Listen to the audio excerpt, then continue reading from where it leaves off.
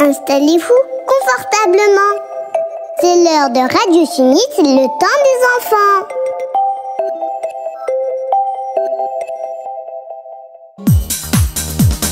هذا وقت للأطفال فيه المتعة للأجيال سيكلمكم يا خلان من بعد صفية عثمان وهما اثنان وصديقا سيقولان من القرآن آيات تهدي الحيران وأحاديث لهادينا يتبين فيها الإيمان والإحسان والبرهان ما أجمل دين الإسلام بعقيدته والأحكام علم تطبيق وصفاء للنيات مدى الأيام كن معنا واسمعنا. Salut tout le monde, assalamu alaikum. J'espère que vous passez un excellent mois béni de Ramadan en notre compagnie, à travers nos différentes rubriques de cours de récitation de Coran honoré et de Madih. Et n'oubliez pas, le concours à la fin de l'émission de chaque jour. Le temps des enfants, c'est parti! Petits musulmans, polis et aimants, apprenez la science au temps des enfants. Petits musulmans, polis et aimants, apprenez la science au temps des enfants. Allez les amis, concentrez-vous. Voici venu le temps de l'écoute de certains versets du Coran honoré et de leurs explications. Écoutons et apprenons ensemble le Coran avec une bonne intention. نقرأ قرآن الرحمن نقرأه كل الأحيان نقرأ قرآن الرحمن نقرأه كل الأحيان ونردده في الصلوات كي نشعر بالاطمئنان نقرأ قرآن الرحمن فيه عشرات السور كالفاتحة وكالقمر وكالحجرات وكالزمر والإخلاص والإنسان نقرأ قرآن الرحمن نقرأه كل الأحيان نقرأه كل الأحيان. Le Coran honoré est le livre que Allah a révélé au prophète Muhammad sallallahu alayhi wa sallam. La dernière fois, nous avons mentionné que les premiers versets du Coran qui ont été révélés à notre maître Muhammad sallallahu alayhi wa sallam sont les 5 premiers versets de Surat Al-Alaq. Or, si nous ouvrons le Mus'haf, le livre honoré du Coran, nous les trouvons dans le dernier juz et non au début du livre. Cet ordre que nous avons entre nos mains dans le Mus'haf a été enseigné par le prophète sallallahu alayhi wa sallam à ses compagnons. La première sourate du Mus'haf est quant à elle Surat Al-Fatiha. Les musulmans l'apprennent dès leur jeune âge et la récitent. En effet, la récitation de Surat Al-Fatiha fait partie des piliers oraux de la prière.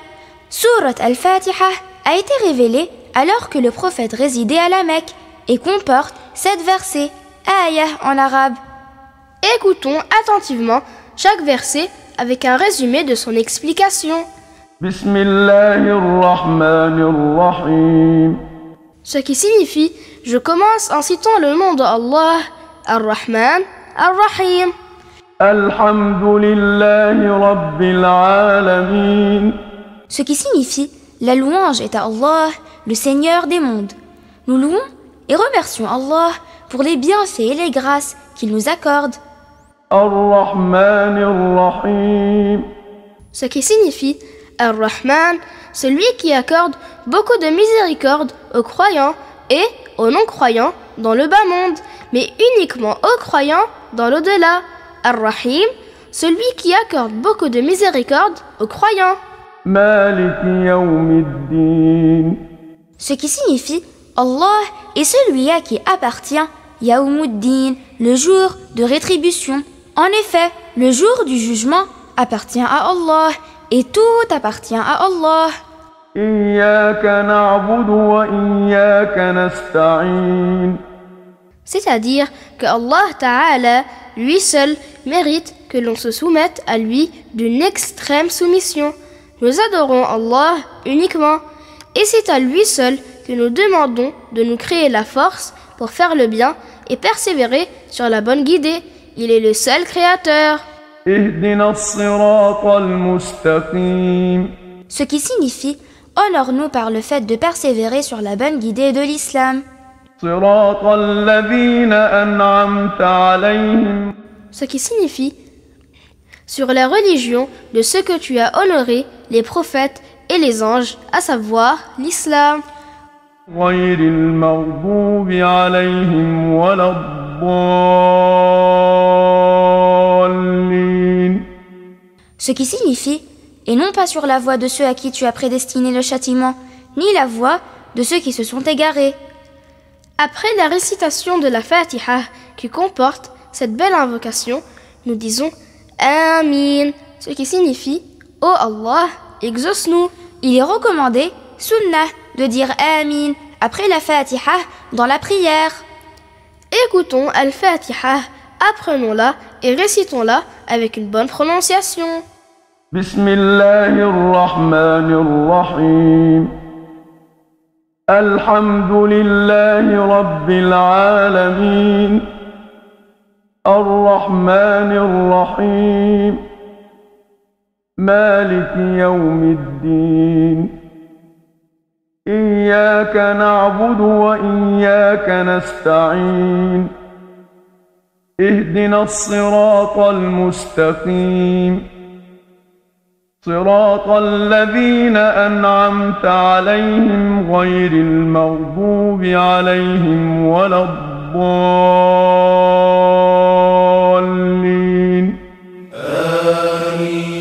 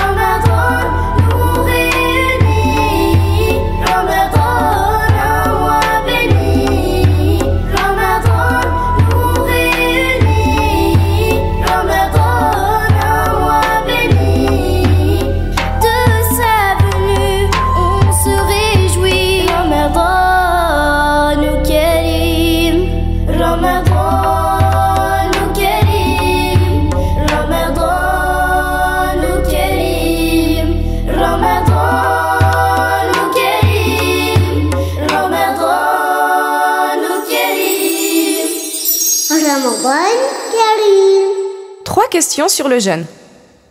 3 questions sur le jeûne est votre rubrique pour apprendre des jugements importants relatifs au jeûne du mois de Ramadan.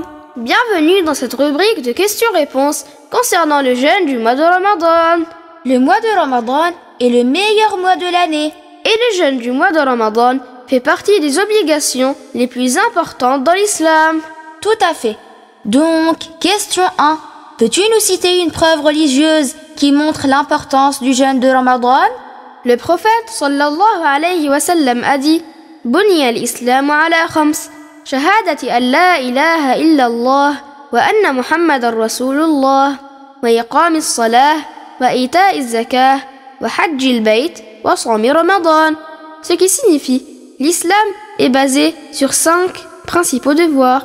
Le témoignage qu'il n'est de Dieu que Allah et que Muhammad est le messager de Allah, l'accomplissement de la prière, l'acquittement de la zakat, le pèlerinage à la maison sacrée et le jeûne de Ramadan, rapporté par Al-Bukhari et Muslim.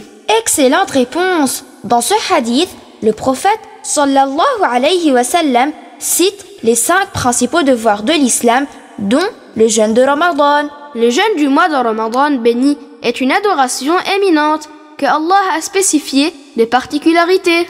Tiens, question 2. Cite une des particularités du jeûne par rapport aux récompenses, je veux dire. Parmi ces particularités, il y a ce qui a été rapporté dans le hadith Qudsi. قال رسول الله صلى الله عليه وسلم قال الله تعالى كل حسنة بعشر أمثالها إلى 700 ضعف إلا الصيام فإنه لي وأنا أجزي به. Le prophète sallallahu alayhi wa sallam a dit, ce qui signifie Allah Ta'ala a dit, chaque bonne action en vaut 10 et peut être récompensée jusqu'à 700 fois, hormis le jeûne. Il est certes pour moi, et c'est moi qui en accorde la récompense correspondante, rapportée par Al-Bukhari. Le jeûne qui rapporte des récompenses est fait par recherche de l'agrément de Dieu. Les autres actes d'adoration qui rapportent des récompenses sont également faits par recherche de l'agrément de Dieu, mais le jeûne a une spécificité. Masha'Allah, tu l'as mentionné dans le hadith Qudsi. Oui, tout à fait. Donc, question 3. Qu'est-ce qu'un hadith Qudsi? Un hadith Qudsi commence par قال رسول الله صلى الله عليه وسلم قال الله تعالى. On dit en français, le prophète sallallahu alayhi wa sallam a dit, ce qui signifie Allah Ta'ala dit. Un hadith Qudsi est une parole que le prophète rapporte de la part de Dieu. Et c'est autre que le Coran honoré. Et rappelez-vous, la parole de Dieu qui lui est propre, qui est son attribut, n'a aucune similitude avec notre parole à nous. La parole de Dieu, qui est son attribut, n'est ni en langue arabe, ni française, ni autre. Allah parle sans langue ni lèvres. Sa parole n'a pas de ressemblance avec le langage des hommes. Sa parole Ta'ala n'est pas composée de lettres et de sons comme notre parole à nous. Moi je parle, puis je m'arrête, et ainsi de suite. Allah parle sans lettres, ni voix, ni langue, ni lèvres, donc pas comme parlent les humains. Oui, Dieu parle, mais pas comme nous parlons. Laysa kamithlihi shay'. Rien n'est tel que lui. Dieu ne ressemble pas aux créatures. Et ses attributs ne ressemblent pas aux attributs des créatures. Petits musulmans, polis et aimants, apprenez la science au temps des enfants. Petits musulmans, polis et aimants, apprenez la science au temps des enfants. Le prophète nous apprend la foi, il nous guide et nous montre la voie. Le prophète nous apprend la foi, il nous guide et nous montre la voie. Il nous guide et nous montre la voie. Le prophète nous apprend la foi. Suivez nos deux personnages, Uthman et Safiya, pour parler de la croyance musulmane, enseignée par notre prophète bien-aimé, sallallahu alayhi wa sallam, mais aussi du début de la création et de l'humanité. Uthman, la dernière fois, nous avions parlé du début de la création, en citant l'eau et le trône. En effet, Safiya, l'eau est la première des créatures que Dieu a créées. Il en a fait l'origine des autres créatures. Puis, il a créé le trône, qui est le toit du paradis. C'est le plus grand des corps que Dieu a créé.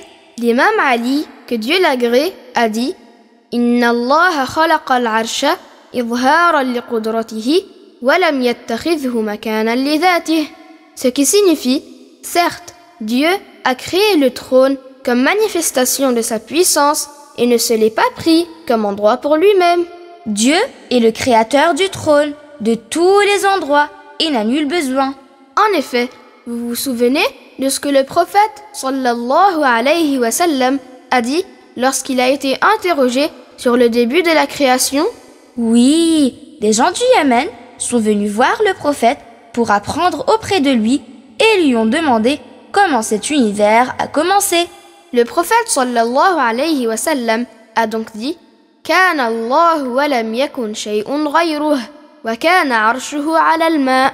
Ce qui signifie Dieu existe de toute éternité, alors que rien d'autre que lui n'est de toute éternité. Son trône, Al-Arsh, fut créé sur l'eau, rapporté par Al-Bukhari. Tu sais, Uthman, ce hadith honoré a une suite. Le prophète sallallahu alayhi wa sallam a poursuivi en disant وَكَتَبَ فِي الذِّكْرِ كُلَّ شَيْءٍ ثُمَّ خَلَقَ السَّمَاوَاتِ وَالْأَرْضِ. Ce qui signifie Dieu a fait écrire toute chose sur la table préservée puis il a créé les cieux et la terre. Allah Ta'ala n'a pas fait que toutes les créatures entrent en existence en même temps. S'il l'avait voulu, cela se serait passé ainsi. En effet, Dieu est sur toute chose tout-puissant. Mais Dieu a créé les cieux, la terre, les fleuves, les montagnes et les vallées dans une durée de 6 jours. Oui, dans une durée de 6 jours, Dieu a créé les cieux, la terre, les fleuves, les montagnes et les vallées. Il y a une sagesse que l'on peut en tirer de cela. Oui, c'est que Dieu nous apprend la patience dans nos entreprises. Dieu nous apprend à agir posément dans ce que nous faisons. Parlons de l'ordre dans l'entrée en existence. D'abord l'eau, puis le trône. Cela signifie qu'avant la création de la lumière, de l'obscurité, de la terre, des cieux, du trône et de la table préservée, Dieu a créé l'eau. Il en a fait l'origine des autres créatures. Ainsi, à partir de l'eau, il a créé le trône. Puis le kalam élevé, al-qalamul a'la, puis la table préservée, al-lawhul mahfouz. Donc, après que Allah Ta'ala a créé l'eau et le trône, il a créé le kalam élevé, al-qalamul a'la, et la table préservée, al-lawhul mahfouz, puis le reste des créatures.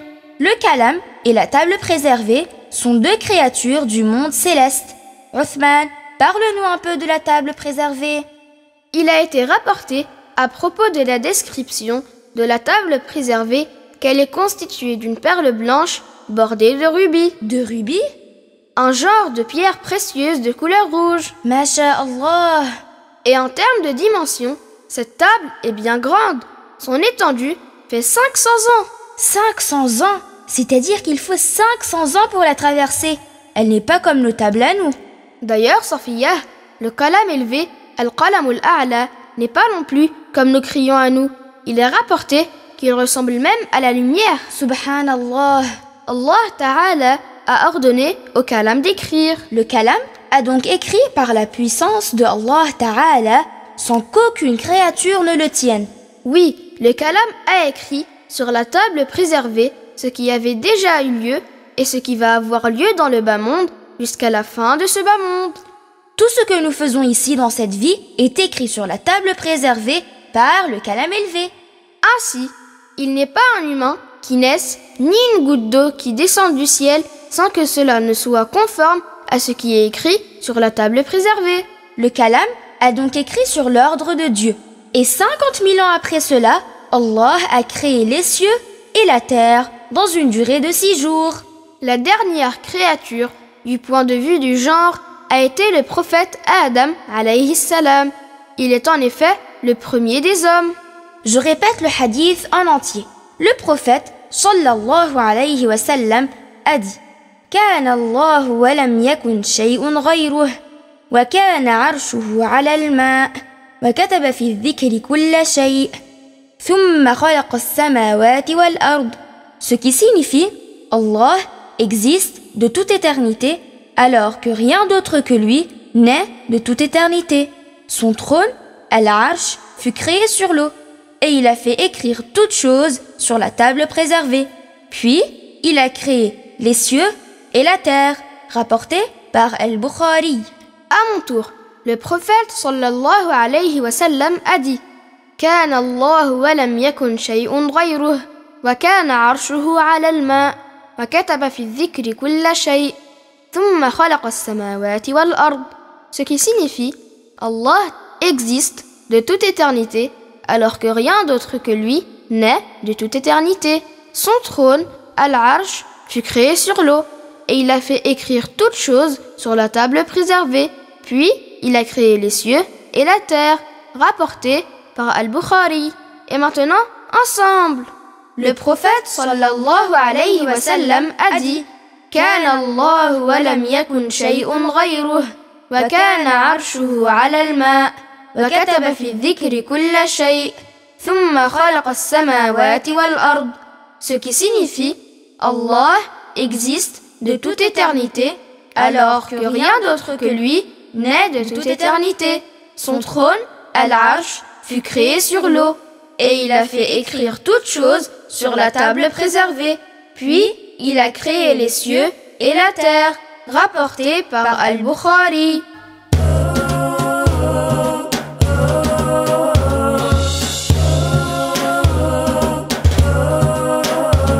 Le prophète nous apprend la foi, il nous guide, nous montre la voie. Le prophète nous apprend la foi, il nous guide, nous montre la voie. Tous ensemble comme il se doit, répétons à haute voix. Tous ensemble comme il se doit, répétons à haute voix. Dieu est unique, il existe sans envoi. Mohammed est un modèle pour toi, pour moi. Dieu est unique, il existe sans envoi. Mohammed est un modèle pour toi, pour moi. Petits musulmans, polis et aimants, apprenez la science au temps des enfants. Petits musulmans, polis et aimants, apprenez la science au temps des enfants. Au comportement d'excellence, Taha a appelé. Par ses gestes et ses paroles, il nous a éduqués. Au comportement d'excellence, Taha a appelé. Par ses gestes et ses paroles, il nous a éduqués. Préserve ta langue. Préserve ta langue est une rubrique qui nous rappelle l'importance de réfléchir avant de parler. Elle est tirée de l'enseignement de notre prophète bien-aimé, sallallahu alayhi wa sallam, lui qui nous apprend l'excellent comportement. Voici venu le temps de notre rubrique « Préserve ta langue ». On avait parlé la dernière fois du danger de la namima, le fait de rapporter les paroles des uns aux autres en vue de semer la discorde. On a même mentionné comment les savants se comportaient face à de telles situations. Tu te rappelles, Uthman? On a cité le hadith honoré dans lequel le messager a dit « La yadkhulul jannata qattat », ce qui signifie « N'entre pas au paradis, parmi les premiers, celui qui rapporte les propos pour semer la discorde. » Il faut préserver sa langue de la namima et de toutes les mauvaises paroles. Le jour dernier, les langues témoigneront. En effet, Sophia, les êtres humains auront des comptes à rendre au jour du jugement. Des comptes à rendre sur ce qu'ils disent, ce qu'ils font et ce qu'ils ont pour croyance. Allah Ta'ala dit dans sourate An-Nur يوم تشهد عليهم ألسنتهم وأيديهم وأرجلهم بما كانوا يعملون. Ce qui signifie le jour où leur langue, leurs mains et leurs pieds témoigneront de ce qu'ils faisaient.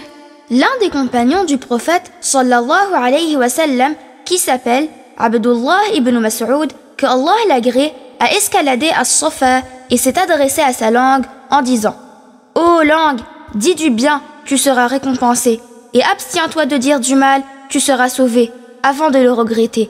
J'ai entendu le messager de Allah sallallahu alayhi wa sallam dire « Aktharu khataya bani Adam min lisani », ce qui signifie « La plupart des péchés du fils de Adam provient de sa langue », rapporté par At-Tabarani.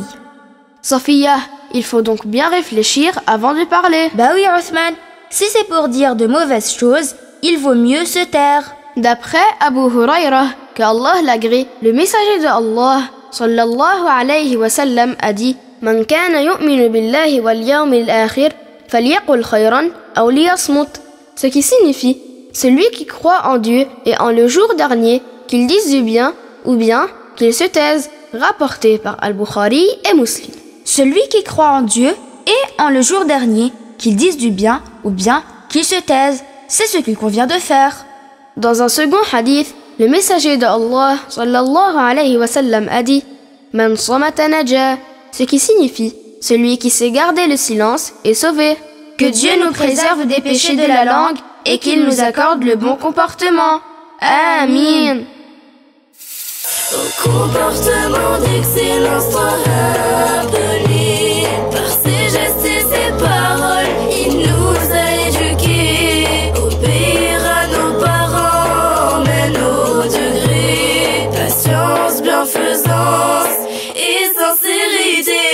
Mais dire que du bien, seulement la vérité. Aimer pour autrui le bien, pas de vanité.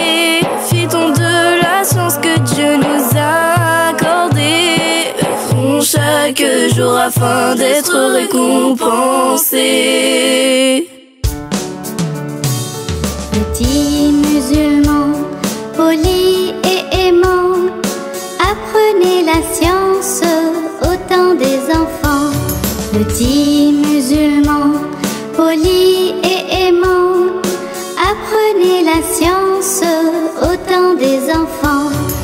Par des choses très étonnantes, extraordinaires, Dieu a appuyé Taha par des preuves claires. Par des choses très étonnantes, extraordinaires, Dieu a appuyé Taha par des preuves claires. Des miracles extraordinaires. Écoutez ces jolies histoires qui parlent des miracles de notre prophète bien-aimé sallallahu alayhi wa sallam. Le gémissement du tronc.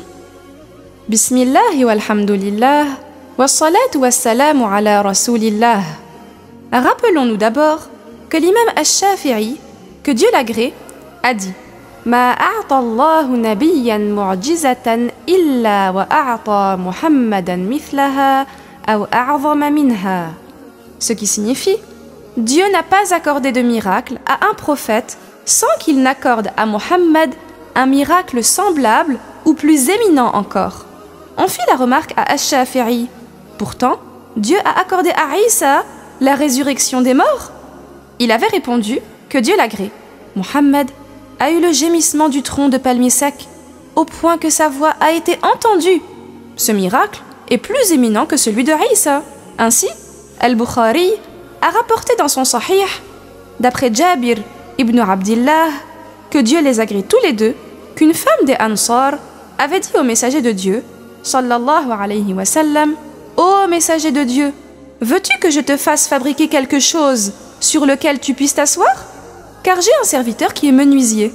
Il avait répondu, In shi'ti, ce qui signifie, si tu veux. Le rapporteur du hadith a dit qu'elle lui avait fait faire le minbar. Le vendredi suivant, le prophète sallallahu alayhi wa sallam prit place sur le minbar qu'on lui avait fabriqué. C'est alors que le tronc de palmier sec, auprès duquel il se tenait pour donner son discours, a poussé un cri fort. Le prophète est alors descendu du minbar pour serrer le tronc de palmier entre ses bras, et le palmier s'est mis à gémir comme un petit enfant qu'on essaye d'apaiser jusqu'à ce qu'il se calme. Le gémissement du tronc a été entendu par tous ceux qui étaient à la mosquée. Dans le Sahih de Ibn Hibban, il est rapporté de Al-Hassan, que Dieu l'agrée, que quand il citait ce hadith, il pleurait et disait « Ô esclave de Dieu, du bois a gémi pour le messager de Dieu, sallallahu alayhi wa sallam, car il lui manquait. Alors vous êtes plus à même de vous languir de le rencontrer. Nous t'aimons tellement, ô messager de Dieu, ô prophète de la miséricorde. Muhammadun ashraful arba'i wal ajami. Muhammad est le plus honorable des Arabes et des non-Arabes. Muhammadun khayru man yamshi ala qadami. Muhammad est le meilleur de ceux qui marchent sur terre. Que Dieu nous accorde ses bénédictions. Amin. Wallahu a'lam.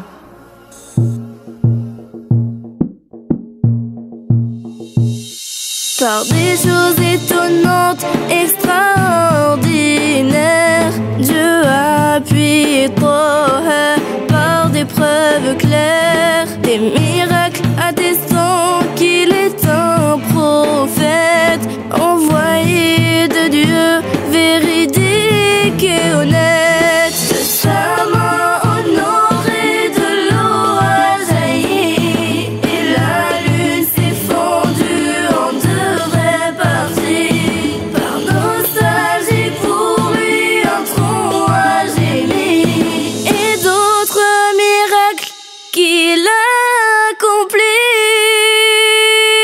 Mes bien-aimés, nous vous retrouvons pour notre dernière rubrique, la question du jour.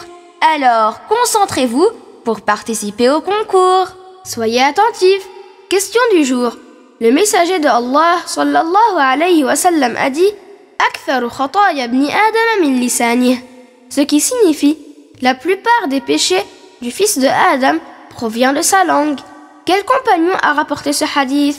Je répète, quel compagnon honoré a rapporté la parole prophétique أكثر خطايا ابن آدم من لسانه, ce qui signifie la plupart des péchés du fils de Adam provient de sa langue. Envoyez-nous vos réponses par écrit avec vos noms, prénoms, âge et commune de résidence à l'adresse mail tempdesenfants@apbif.org. N'hésitez pas à réécouter l'émission pour trouver la réponse à la question. À bientôt dans le temps des enfants et à très vite sur Radio Sunnite. Petits musulmans, polis et aimants, apprenez la science au temps des enfants. Petits musulmans, polis et aimants, apprenez la science au temps des enfants. Petits musulmans, polis et aimants, apprenez la science au temps des enfants. Petits musulmans, ah non, le temps des enfants c'est déjà fini. Vous voulez encore écouter ce madih, puis répéter. يا هلالا قد تجلى نيرا بزمان الصوم فينا بشرا يا هلالا قد تجلى نيرا بزمان الصوم فينا بشرا رمضان الخير أهلا مرحبا رمضان الخير أهلا مرحبا أهلا مرحبا أهلا أهلا مرحبا أهلا أهلا مرحبا أهلا أهلا مرحبا أهلا جئت ضيفا فالهنا فينا جرى جئت ضيفا فالهنا فينا جرى قد دعونا الله رب العالمين يا رب بانكسار وافتقار سائلين يا رب قد دعونا الله رب العالمين بانكسار وافتقار سائلين فرج البلوى إلهي يا معين واهدنا الدرب القويم الأزهرا يا هلالا قد تجلى نيرا بزمان الصوم فينا بشرا يا هلالا قد تجلى نيرا بزمان الصوم فينا بشرا رمضان الخير أهلا مرحبا رمضان الخير أهلا مرحبا أهلا مرحبا أهلا أهلا مرحبا أهلا أهلا مرحبا أهلا أهلا مرحبا أهلا جئت ضيفا فالهنا فينا جرى جئت ضيفا فالهنا فينا جرى فاقبل الطاعات منا دائما واعف